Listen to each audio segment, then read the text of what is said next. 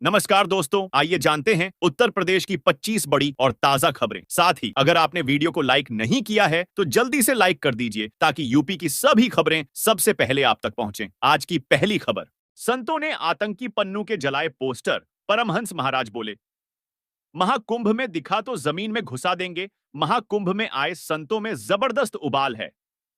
महाकुंभ मेले के सेक्टर 16 में अयोध्या छावनी के जगत गुरु आचार्य परमहंस जी महाराज के नेतृत्व में संतों ने आतंकी पन्नू का पोस्टर जलाया। उसके खिलाफ संतों ने जोरदार नारेबाजी की। स्वामी परमहंस जी महाराज बोले कि अगर आतंकी पन्नू महाकुंभ में दिखा तो उसे जिंदा जमीन में दबा देंगे। लखनऊ की सामूहिक हत्या दिल्ली की खुदकुशी ने इंसानियत को झकझोरा, कलेजा चीर देंगी। ये घटना आगरा के रहने वाले 24 साल के मोहम्मद अरशद ने पिता के साथ मिलकर लखनऊ के होटल के कमरे में मां और 4 बहनों की बेरहमी से हत्या कर दी। सभी अजमेर से सोमवार को लखनऊ आए थे और होटल में ठहरे थे। हत्या से पहले आरोपी पिता पुत्र ने सभी को शराब पिलाई, फिर हाथ की नसें काट दी और गला दबा दिया। बावड़ी में 30 फीट तक हो चुकी है खुदाई। मोहल्ला लक्ष्मणगंज में बावड़ी की पूरी इमारत तलाशने के लिए बुधवार को भी खुदाई का काम जारी रहा। करीब 30 फीट नीचे तक खुदाई हो चुकी है। वहीं बावड़ी में सीढ़ियों के सामने से कुएं की तलाश में चल रहा खुदाई का काम गैस निकलने पर दोपहर के समय रोक दिया गया। जामा मस्जिद कमेटी आज हाईकोर्ट में कर सकती है याचिका दायर। सर्वे रिपोर्ट भी इसी सप्ताह में होगी। पेश जामा मस्जिद कमेटी बृहस्पतिवार को हाईकोर्ट में अपनी याचिका दायर कर सकती है। यह बात जामा मस्जिद कमेटी के सदर जफर अली एडवोकेट ने बताई है। उन्होंने बताया है कि वह जामा मस्जिद कमेटी की ओर से दायर होने वाली याचिका को लेकर पूरी तैयारी कर ली गई है। बेरहम पिता तब तक दबाए रखा बेटी का मुंह और नाक जब तक दम नहीं तोड़ा। सर्जिकल ब्लेड भी मिले। अरशद और बदर ने एक के बाद एक पूरे परिवार की हत्या कर दी। पिता बदर मासूम आलिया की नाक और मुंह तब तक दबाए रहा जब तक उसने दम नहीं तोड़ दिया। आरोपी वीडियो में बेटी की जान लेते नजर आ रहा है।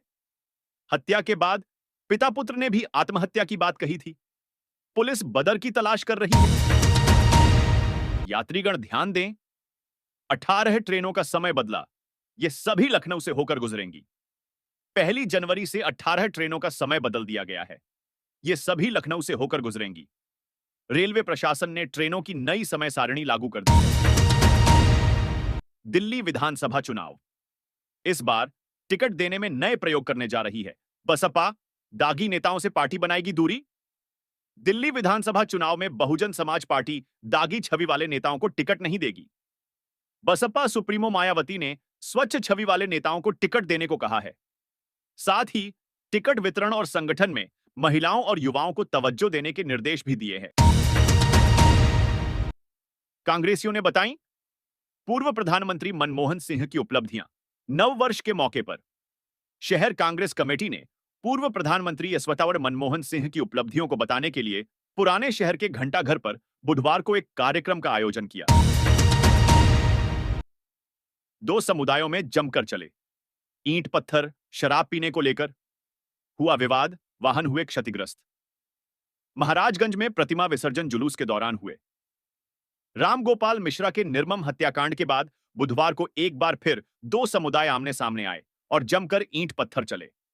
इस दौरान कुछ वाहन भी क्षतिग्रस्त हुए और लोग महाराजगंज की घटना के बाद हुए आगजनी को लेकर सहम गए। नुक्कड़ नाटक से सफदर हाशमी को दी श्रद्धांजलि। नाटककार, निर्देशक, गीतकार और कलाविद रहे सफदर। हाशमी को उनके 36वें शहादत दिवस पर बुधवार को याद किया गया। इस दौरान नुक्कड़ नाटक और करो तुम जय जयकार का मंचन कर उन्हें श्रद्धांजलि अर्पित की गई। फ्लाईओवर पर टकराई बाइकें, युवक की मौत। महानगर स्थित विवेकानंद अस्पताल के सामने बने फ्लाईओवर पर मंगलवार देर रात दो बाइक की आमने सामने टकराने से अलीगंज शेखुपुर कॉलोनी निवासी आदित्य सिंह 26 की मौत हो गई। पेट्रोल पंप, 50 बीघा खेत और आलीशान घर। 6 महीने में कैसे करोड़पति बन गए तस्कर?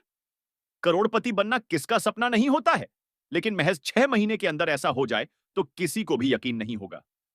यूपी के एटा में कुछ ऐसा ही मामला सामने आया है। यहां पुलिस ने 7 तस्करों को गिरफ्तार किया है। इनमें 2 आरोपी ऐसे हैं जो महज 6 महीने के अंदर ही करोड़पति बन गए। गिरफ्तार आरोपी पेट्रोल पंप से लेकर आलीशान मकान तक के मालिक हैं।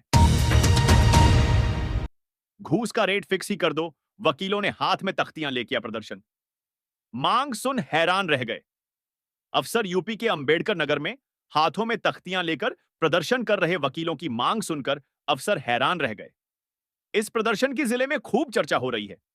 प्रदर्शन के दौरान वकीलों ने भ्रष्टाचार पर तंज कसते हुए घूस का रेट फिक्स कर देने की मांग की।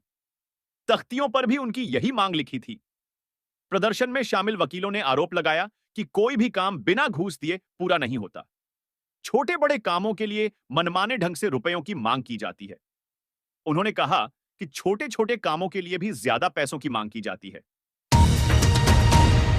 संजय निषाद के काफिले की गाड़ी पलटी, कई घायल। यात्रा शुरू करने बलिया जा रहे थे यूपी के कबीना मंत्री। निषाद पार्टी के प्रमुख और यूपी के कैबिनेट मंत्री डा संजय निषाद के काफिले की गाड़ी पलट गई है। इस हादसे में ड्राइवर समेत आधा दर्जन लोग घायल हो गए हैं। मंत्री बलिया के बांसड़ी विधानसभा क्षेत्र के रेवती से संवैधानिक अधिकार यात्रा शुरू करने जा रहे थे। दुर्घटना बलिया सिकंदरपुर मार्ग पर खेजुरी के पास हुई। घायलों में 4 बलिया के जिला अस्पताल में भर्ती हैं। आगरा वंदे भारत समेत 19 ट्रेनों का आज से समय बदला। प्रयागराज में 20 ट्रेनों का होगा ठहराव। उत्तर मध्य रेलवे एनसीआर ने 1 जनवरी से अपनी कई महत्वपूर्ण ट्रेनों की समय सारिणी में बदलाव किया है। इनमें आगरा बनारस वंदे भारत समेत 19 ट्रेनें शामिल हैं। 2,175 बनारस आगरा कैंट वंदे भारत अब शाम 4:50 के बजाय 4:45 पर प्रयागराज जंक्शन पहुंचेगी और 4:50 पर रवाना होगी। नए साल में यूपी के प्राइमरी स्कूलों में होगा यह बड़ा काम। बेसिक के प्रस्ताव को योगी सरकार की मंजूरी। नए वर्ष में प्रदेश के 7,409 प्राइमरी स्कूलों में स्मार्ट क्लास शुरू किए जाएंगे। वर्तमान में प्रदेश भर के 18,381 स्कूलों में स्मार्ट क्लास चलाए जा रहे हैं। इसके अलावा 5,258 प्राइमरी स्कूलों में आईसीटी लैब की भी स्थापना की जाएगी, जबकि लखनऊ स्थित स्कूल शिक्षा महानिदेशालय में नए वर्ष में स्टेट लेवल डिजिटल स्टूडियो की स्थापना की जाएगी। नए साल में यूपी को विकास के रास्ते पर ले जाने के प्रयासों को और गति मिलेगी। योगी मुख्यमंत्री योगी आदित्यनाथ ने कहा है कि डबल इंजन सरकार उत्तर प्रदेश को देश का अग्रणी राज्य बनाने के लिए प्रतिबद्ध है। उन्होंने प्रदेश की जनता को बधाई और शुभकामनाएं देते हुए विश्वास व्यक्त किया कि ईस्वी सन 2025 में राज्य को समृद्धि एवं विकास के रास्ते पर ले जाने के डबल इंजन सरकार के प्रयासों को और गति मिलेगी। बागपत में मिले तलवार 4,500 साल पुराने निकले।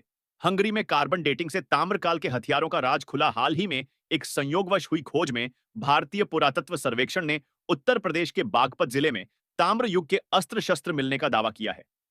इन प्राचीन अवशेषों में मानव रूपी आकृतियां और हथियार शामिल हैं, जैसे 4 फीट लंबी तलवारें जो 4,500 वर्ष से भी प्राचीन हैं।